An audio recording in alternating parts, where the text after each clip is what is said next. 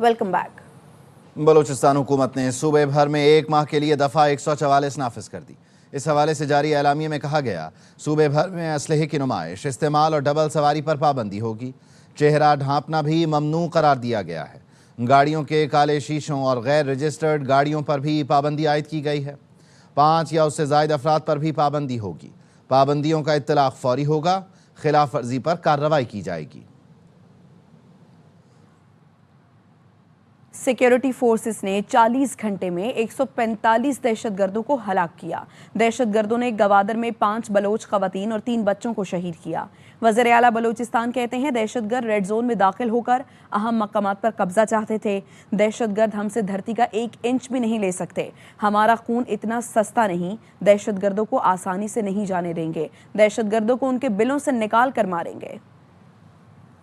बड़ी विजिलेंट थी, उसने बड़ी जवामर्दी के साथ उनका मुकाबला करते हुए 145 डेड बॉडीज जो हैं वो हमारे पास हैं। वो गवादर में एक फैमिली जो कि खुजदार के रिहायशी थे, बलोच थे, वो जिंदगी की भीख मांगते रहे, लेकिन इन दहशतगर्दों ने 5 खवातीन को और 3 बच्चों को बेदर्दी के साथ भून डाला है। उनका ख्याल था कि वो हमारे जो इम्पोर्टेंट एसेट्स हैं वो उन एसेट्स पे कब्जा कर लेंगे, मां सवाए नोशकी के, जहां पर हमें थोड़ा सा टाइम लगा है उसको डिसंगेज कर रहे हैं। और आज अल्हम्दुलिल्लाह Noshki is completely clear now. Combing operations और उनके ताकुब का operation, we will not let them go so easily. ये हमारा खून इतना सस्ता नहीं, ये बह जाए और ये इस तरह आराम से भाग जाए। We will not let them go. हम दहशतगर्दों को उनके बिलों तक इंटेलिजेंस बेस्ड ऑपरेशंस करके हम उनको निकालेंगे and we will sort it out इंशाल्लाह ताला। अफगान की इंटरम गवर्नमेंट से मैं कहता हूं, बलूचिस्तान के लोग आपसे सवाल कर रहे हैं, you promised with the world your land will be not used by any terrorist force against any state, but unfortunately आज अफगानिस्तान की रियासत पाकिस्तान के खिलाफ इस्तेमाल हो रही है। हमारे 17 लॉ एनफोर्समेंट के जो लोग थे, जिसमें पुलिस और FC शामिल हैं और एक नेवी का एहलकार है, इन लोगों की शहादतें हुई हैं और सिविलियन हमारी जो कैजुअल्टीज हैं वो 31 हैं। बशीर ज़ेब और उसके साथ ही भारत की कठपुतलियां हैं। वज़ीर आला बलूचिस्तान कहते हैं, दहशतगर्द बंदूक के जोर पर अपना नज़रिया हम पर मुसल्लत करना चाहते हैं।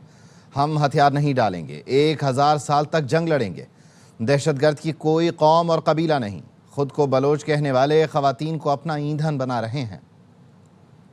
चाहे ये बशीर ज़ेब हो, चाहे ये अल्लाह नज़र हो, चाहे ये बाकी जितने इसके लोग हैं, हरबियार हो, ये सब हिंदुस्तान की दलाली करते हैं। ये खालिस्तन बंदूक के जोर पर अपना नजरिया हम पर मुसल्लत करना चाहते और बलोच को एक लाहासिल जंग में धकेलना चाहते। They want us to surrender, we will not. हम 1000 साल तक ये जंग लड़ेंगे। This is our motherland, will fight for it. They can not take inch from us. ये जो बलोच करते हैं, एक तरफ बलोच औरतों को मारते हैं, दूसरी तरफ बलोच खवातीन को जंग में ईंधन बना रहे। लानत तो ऐसी बलोचियत। हमारे आबा-ओ-अजदाद ने कभी इस तरह अपने औरतों और बच्चों को मारा है? ये सिर्फ और सिर्फ दहशत। बलोच कब से दहशतगर्द हुआ? Terrorist is terrorist and we treat them as a terrorist, उसका जो भी जेंडर हो। शोहदा के बच्चों की वेलफेयर है, हमेशा से हमारी जिम्मेदारी रही है। आपके बच्चों की भी वेलफेयर की जिम्मेदारी हमारी है। वज़ीर दाखिला मोहसिन नकवी, वज़ीर आला सरफराज पुगटी और core commander Balochistan CMH Quetta पहुंचे।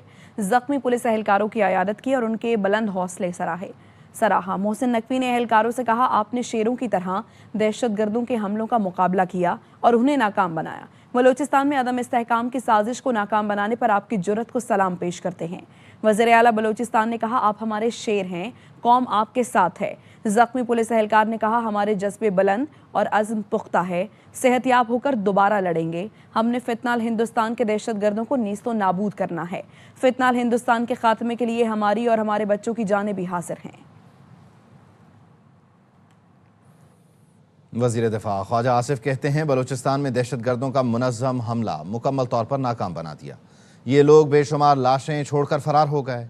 हमलों में 2 जगह खवातीन को इस्तेमाल किया गया। सियालकोट में मीडिया से गुफ्तगू में मजीद कहा, बलूचिस्तान में दहशतगर्दी के पीछे भारत का हाथ है। लापता अफराद दहशतगर्द तंजीमों के एजेंट्स हैं। मरते हैं तो लापता अफराद की फहरिस्त में उनके नाम निकलते हैं। हिंदुस्तान की प्रॉक्सी है। किसी भी दुनिया के किसी भी रियासत की लीडरशिप जो है इतने घटिया हथकंडों पे नहीं उतर सकती जिस पे मोदी उतरा हुआ है। जिन जिन सहूलतकारों का पता चला है या पता लगेगा, आपको जो है वो नहीं पहुंचाएंगे जहां पे हमने दहशतगर्दों को पहुंचाया। 5% DLA या दहशतगर्द तंजीमों के मेंबरान है, दहशतगर्द तंजीमों के एजेंट हैं जो हमारे वतन अजीज के मुख्तलिफ जो है सेंसिटिव मकामात पे, सिविलियन मकामात पे, दफातर के ऊपर हमला करते हैं। दहशतगर्द जो है मारे जाते हैं तो वो साबित होता है कि ये मिसिंग पर्सन की छोटे बच्चों को भी इस्तेमाल कर रहे हैं। मुख्तलिफ 12 शहरों में जो वाक़यात हुए हैं उसमें 2 जगह जो है ख्वातीन जो है इस्तेमाल की गई। जो लोग गिरफ्तार किए गए उनकी कन्फेशंस जो हैं उनसे भी साबित होती हैं, और जो हमारी इंटेलिजेंस फाइंडिंग्स जो हैं, ये सारी लिंकेजेस जो हैं वो हिंदुस्तान की तरफ जो है इशारा करते हैं। ये दोबारा हमें माशी तबाही के अंधेरों में धकेलना चाहते हैं। वफाकी वज़ीर इत्तलात अता तारड़ कहते हैं बलूचिस्तान का अमन तबाह करने की कोशिश की गई, फोर्सेस ने दहशतगर्दों को शिकस्त दी, बलूचिस्तान बड़े नुकसान से बच गया। केपी हुकूमत को बातों के अलावा कुछ नहीं आता। बाड़ा जिरगे ने केपी हुकूमत के खिलाफ चार्जशीट पेश की। में जो फितनाल हिंदुस्तान की तरफ से बलूचिस्तान का अमन तबाह करने की कोशिश की, मैं अपनी सिक्योरिटी फोर्स पाक फौज को राजे तहसीन पेश करता हूं कि उन्होंने जिस भरपूर तरीके से दहशतगर्दों को पसपा होने पर मजबूर किया।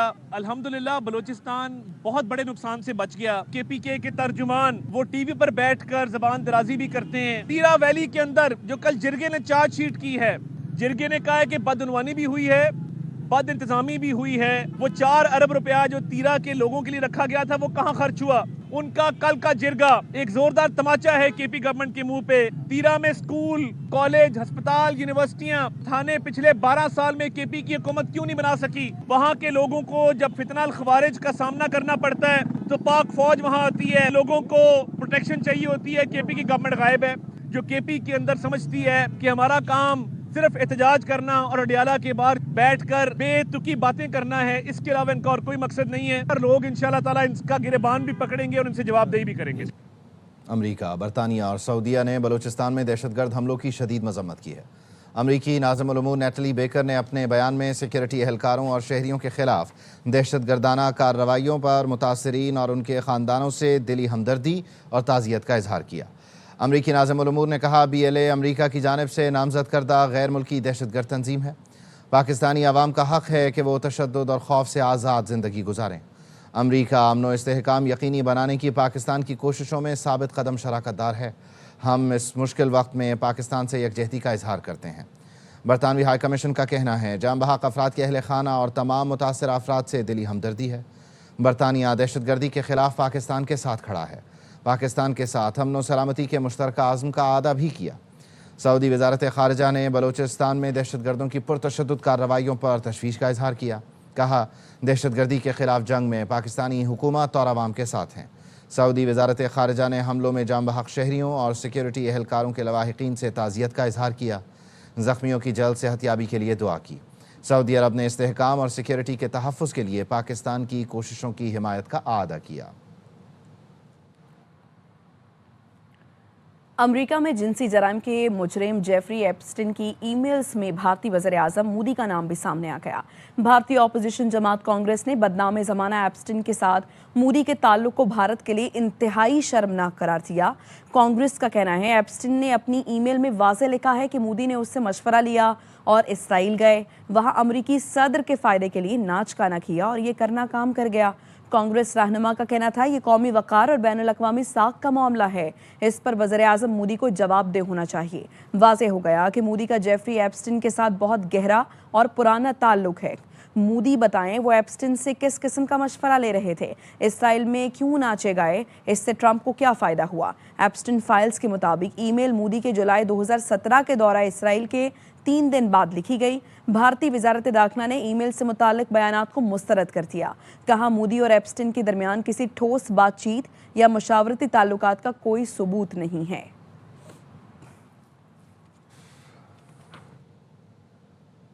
पाकिस्तान के साथ 10 साला कंट्री पार्टनरशिप मजबूत बनाने के लिए आलमी बैंक के सदर अजय बंगा पाकिस्तान पहुंच गए। ज़राए का कहना है, आलमी बैंक के सदर 4 फरवरी तक पाकिस्तान में क़याम करेंगे। उनकी आला सरकारी हुकाम से मुलाकातें होंगी। अजय बंगा की वज़ीर आज़म, डिप्टी वज़ीर आज़म और वज़ीर ख़जाना समेत दीगर हुकाम से मुलाकातें मुतवक्के हैं। दौरे के दौरान माशी इस्लाहात और आबी तनाज़े समेत अहम उमूर पर बातचीत मुतवक्के है। आलमी बैंक के इस फ्रेमवर्क के तहत 2035 तक पाकिस्तान को $20 अरब फराहम करेगा।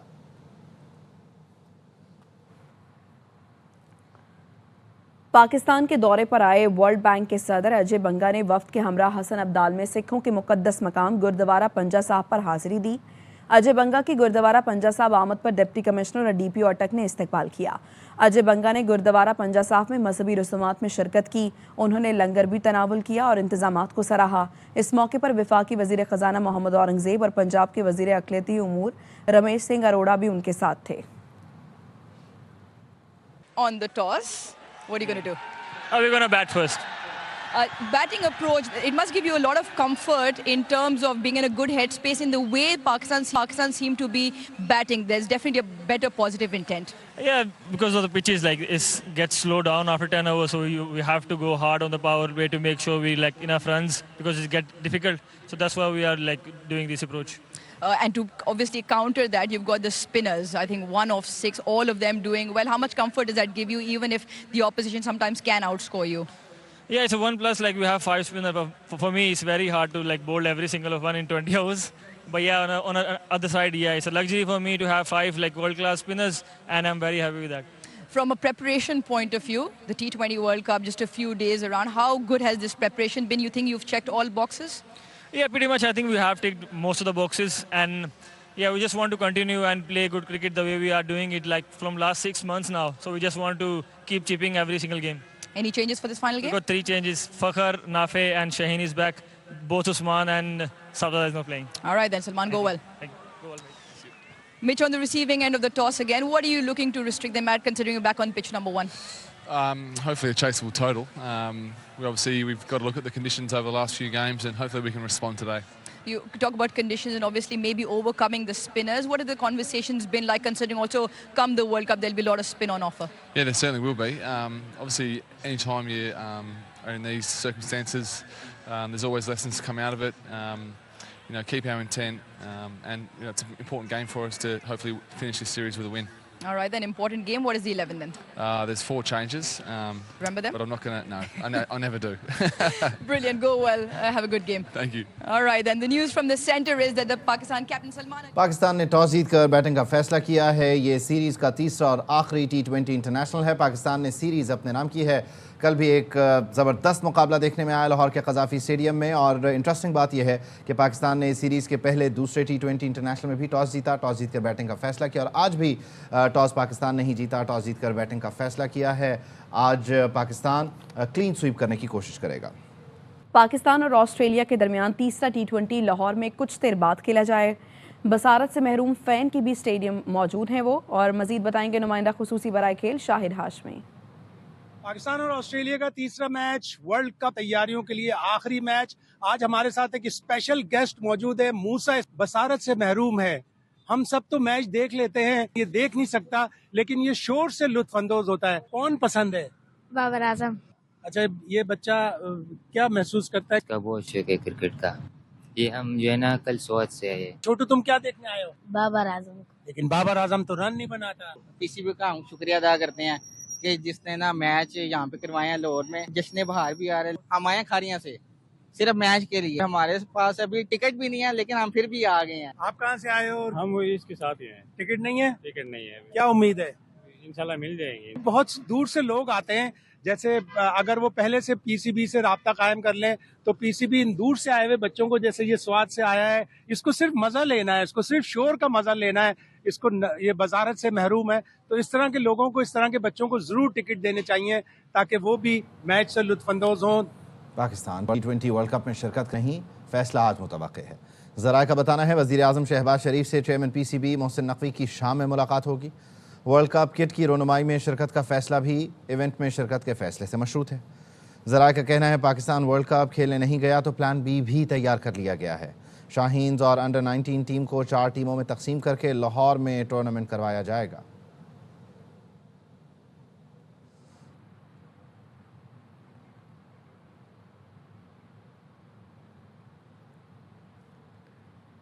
बसंत के लिए डोर, पतंग और गुड्डे खरीदने की इजाज़त मिलने के पहले ही दिन पूरा शहर अंदरून मोची गेट उमड़ आया। हुजूम इतना के पांव रखने की जगह नहीं। इस सूरत हाल देखकर अंदाज़ा होता है कि लाहौर वाले बसंत मनाने के लिए कितने बेताब हैं। अलमास अहमद की रिपोर्ट में देखिए।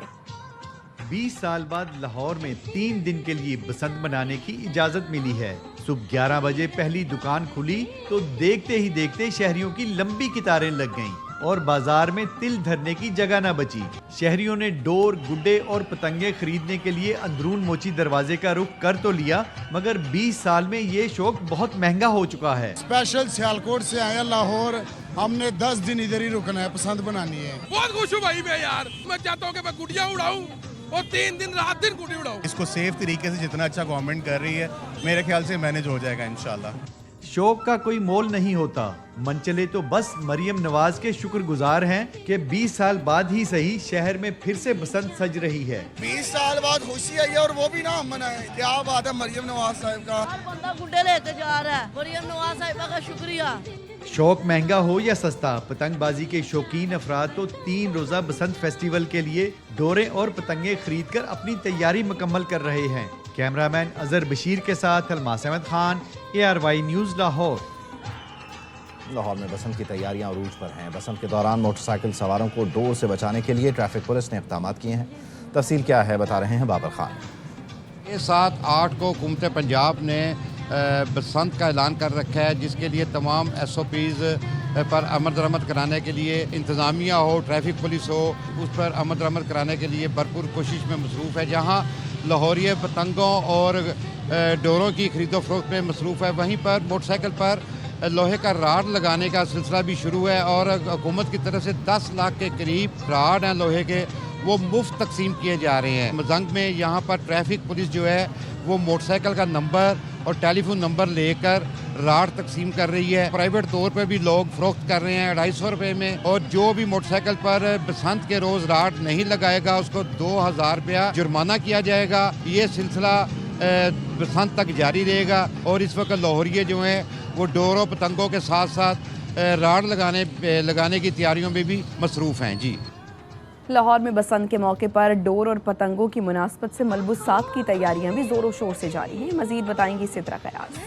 मैं दिल्ली गेट में मौजूद हूँ और आप मेरे पीछे देख सकते हैं कि काफ़ी ज़्यादा रश है, क्योंकि अंदरून शहर में छतों के ऊपर जो है वो बसंत मनाने के लिए बहुत सारे लोग तैयारियां कर रहे हैं। और मेरे साथ भी ऐसे यंगस्टर मौजूद है जो पहली दफ़ा बसंत को मनाएंगे। कैसा बसंत को सेलिब्रेट करेंगे? यहाँ पे छतें वगैरह बुक होती हैं, उसके लिए हम आए हैं। फिर हम भी छतों पे रंगीला आसमान देखेंगे, यहाँ पे पतंगे गुड्डे वगैरह वही लेने आए हम। आपकी कैसी तैयारी है बसंत पे? कभी पहले आपने गुड्डी उड़ाई है या पहली दफ़ा उड़ा रही है? नहीं, उड़ाई तो बहुत दफ़ा है, लेकिन जो बीच में पाबंदी लगी थी तो अब दोबारा से मरीन नवाज ने अलाउ किया बसंत मनाने के लिए, तो हम बहुत ज़्यादा एक्साइटेड हैं। छत वगैरह देख रहे थे तो आज आप भी बसंत वाली तैयारी में लगे? जी बिल्कुल, जब बसंत की हम शॉपिंग करने आए हैं तो कपड़े भी तो वैसे डाल के आने चाहिए ना। जी बिल्कुल, आपने सुना कि यहाँ पर एक्साइटमेंट लेवल जो है वो बहुत ज़्यादा बढ़ चुका है। खवातीन ही नहीं बल्कि लड़के भी मैचिंग कपड़े, मैचिंग डोरे और मैचिंग गुड्डियाँ जो है वो खरीदने में मसरूफ़ है, और उनका ये कहना है कि वो शानदार तरीके से बसंत को सेलिब्रेट करेंगे। जी,